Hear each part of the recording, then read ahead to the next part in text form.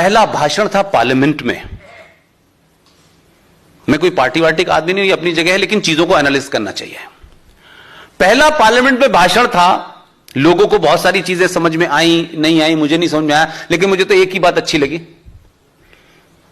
उन्होंने जब यह कहा कि भारत 700 साल की गुलामी की वजह से अपनी पहचान भूल गया है, तो इस देश में 30-35 करोड़ लोगों को इतनी जोर से गुस्सा आया कि दीवारों में सर मारने लगे वो अपना। ये कैसे हो सकता है? हम तो 250 साल अंग्रेजों के गुलाम थे, मुगल तो हमारे भाई थे, हमारे चचा जान थे, हमारे मामा थे, उनकी गुलामी थोड़ी नहीं थी कोई। ये तो उनको भी कह रहा है कि वो भी आए थे यहां पे, तो बड़ी प्रॉब्लम हुई लोगों को। बेचारों का दर्द खत्म होता कि पहली मन की बात आ गई। आप मेरी बात को गौर कीजिएगा, कुछ लोग जो हैं किसी बीमारी का इलाज करते हैं, लेकिन इस शख्स ने हिंदुस्तान की गुलामी का इलाज करा है। ये जो मानसिकता है आपकी डरने की, हम नहीं मारेंगे, हम पहले ये नहीं कहेंगे, वो हमें मार ही देगा तो फिर हम किस काबिल बचेंगे मारने के भाई। उसने अपनी मन की बात में एक कहानी सुनाई। मैं भी बॉम्बे में था तो मैंने कहा कि आप लोगों को कुछ याद है, तो बेचारे वो लोग भी भूल गए। हमें वैसे भी इस देश के राष्ट्रवादी लोगों को भूलने की बहुत बीमारी है, हम लोग जल्दी भूल जाते हैं।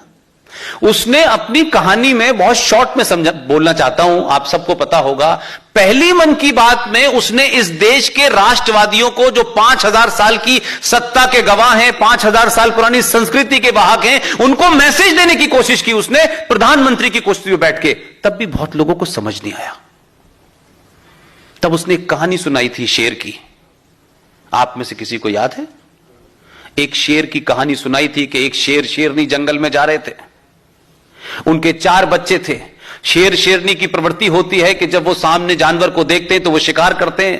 तो भेड़ों का एक झुंड जा रहा था, शेर शेरनी ने उस पर हमला किया। हमला करते करते वो लोग आगे निकल गए। उनके 4 बच्चों में से 3 बच्चे तो बेचारे आगे चले गए शेर शेरनी के साथ में, एक बच्चा पीछे रह गया। जब वो पीछे रह गया तो भेड़ों के बीच में मिल गया।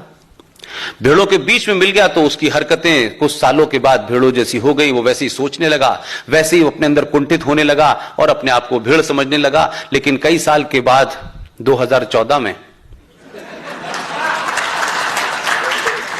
एक आज फिर लौटा शेर जंगल को।